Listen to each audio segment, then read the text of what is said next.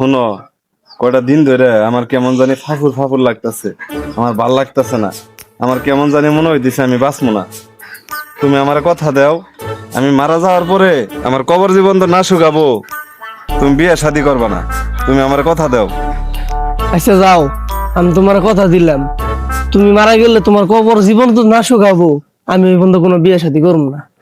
ঠিকই আছে, তুমি চিন্তা ভাবনা করো না, ঠিক আছে? এলে উল্টা পাল্টা চিন্তা ভাবনা বাদ দাও। আমি এই যে খেতে যাই, একটু কাজ আছে, কাজটা করে আহি। আচ্ছা যাও তাহলে।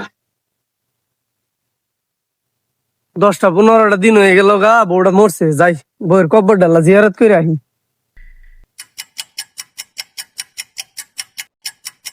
বউ, তুমি আমার বহুত ভালোবাসার মানুষ আছিলা, তুমি আমার ছাইরে চলে গেছো গা। আমি আল্লাহর কাছে দোয়া করি তুমি পরকালে সুখে শান্তিতে থাকো, আল্লাহ তোমার বেহেশত নসিব করুক।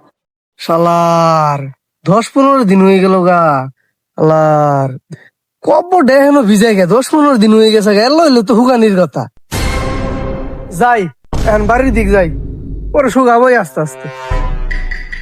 আর খেত তো বালাই দেখা যায়, আবার দিছে দিহি যাই, নামাজটা বললাম, খেত দেখলাম, বইয়ের কবরটা আবার দেখে আহি। 1 মাস হয়ে গেছে গা, 15 দিন আগে আইছিলাম, দিহি কবরের কি অবস্থা। ইরি,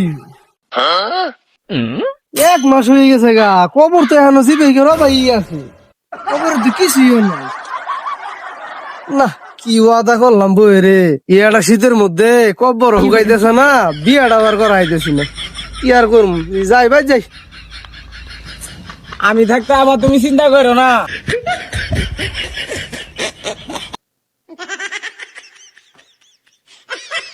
আজকে 6 মাস হয়ে গেছে গা, আজকে যাই দেখ কব্বর যদি না হুকাইছে, আমি আর ওয়াদা মদা মানবো না, আমি বিয়া করি এলাই দিন।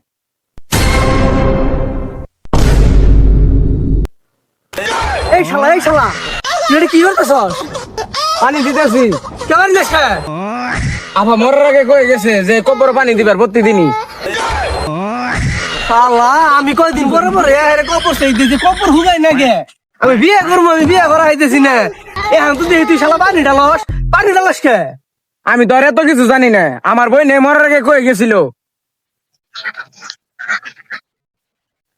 কি আভা, কি রে জরুরি কামে ফোন দিলা? তোর লগে জরুরি কথা আছে আমার, এজন্য তোরে তাড়াতাড়ি ফোন দিছি। হুন, তোর যে দুলা ভাই আছে, ওর আমার এক ফুটা বিশ্বাস নাই। কি রে, আমার কেমন জানি মনে হইতেছে আমি বাঁচবো না। এটা ঠিক কি আছে? কও আভা, এটা কি কও?